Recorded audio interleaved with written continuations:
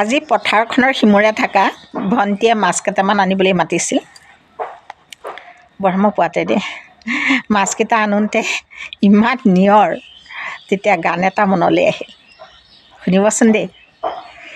নিয়ৰে নিয়ৰে সেমেকিছে মন, শীতৰে দীঘল ৰাতি গণিছোঁ ক্ষণ, কেতিয়া আহিব সূৰুজ, কেতিয়া আহিব অৰুণ, কেতিয়া দিবহি মোক গালে মুখে চুমা।